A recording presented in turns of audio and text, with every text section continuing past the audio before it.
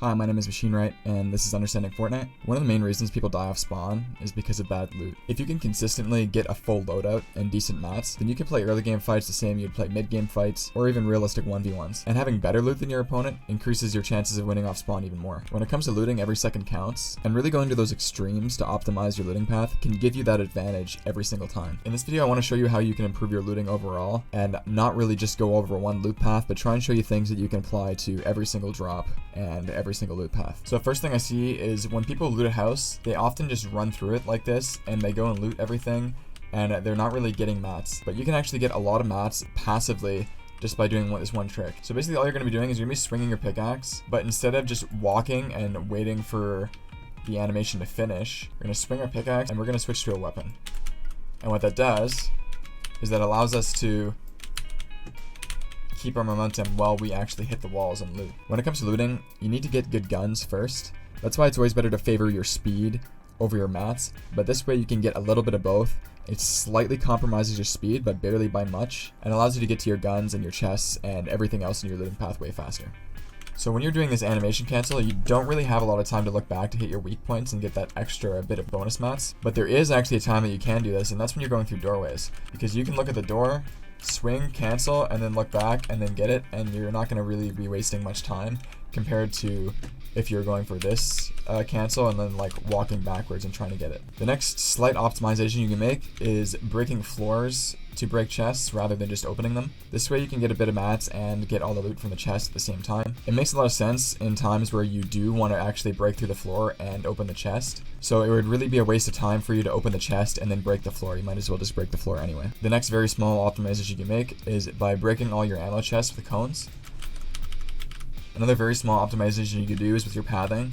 Instead of running around all these stairs like I've actually been showing in these examples, it's actually so much faster just to go and like jump over the railing, and you can save a small amount of time that way. So ideally when you're looting a house, you don't want to backtrack.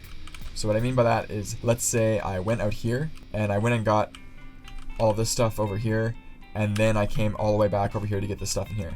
That's kind of unoptimal because you've walked by somewhere that you've already been and you've wasted time by doing that. If you want to do this in the most optimal way possible, you would basically plan everything so that you go through in one path. So the way that I would do this is I'd go in here, check the drop, hit this once just to get the brick, then I'd come through here, jump over this to save the time of running all the way around, and then I gotta figure out which exit that I'm gonna use in my final run. You don't want to go back to the same place that you've been a bunch of times. It's just unnecessary time wasted. And the same thing can be applied when looting houses that you haven't dropped at. Often I'll see people go in the front door and go all the way up the stairs, go and break through the roof and get all that stuff and then come all the way back down, and that's just wasted time. So rather than going in the front door and backtracking a bunch, I think it's actually better to go in through the roof every time. Basically I would just ramp up to where the chest is, break in,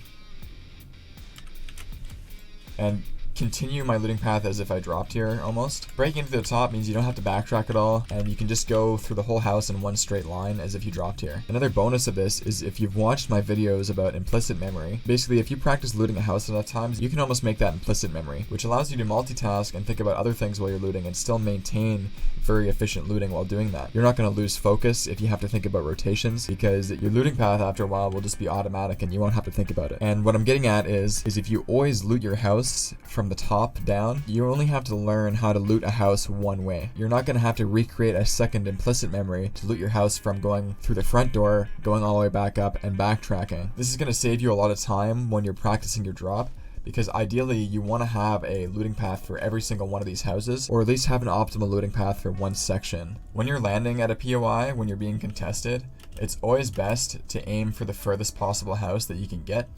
And basically what this allows you to do is it gives you way more options. See, I can aim for this last house even though I'm not perfect, and I can look back and still go to any single one of these houses depending on where my opponent is going. When you're landing at these kind of POIs, rather than just trying to 50-50 a chest with someone and try and beat them that way, it's always better to try and be dynamic and try and basically dodge them mid-air and just try and put yourself as far away from them as possible to give you extra time to loot. And being far away from them in Holly, for example, will give you at least like a few guaranteed houses that you can kind of get for free without them messing with you. Next thing when you're dropping is you're going to want to do a full scan of everybody around you and the area. This doesn't really have to waste any time because you can just hold backwards while you're looking and you don't really lose a whole lot of time. You can scan for more than just players. You can scan for fishing spots, any other loot that you may want to get later, like on a rooftop that you may not go otherwise that may interrupt your looting path. Okay, so now I want to talk about how you want to organize your entire looting path of an entire POI. So let's go and treat every building as its own looting path, and we're going to go and memorize an optimal looting path for each and every one.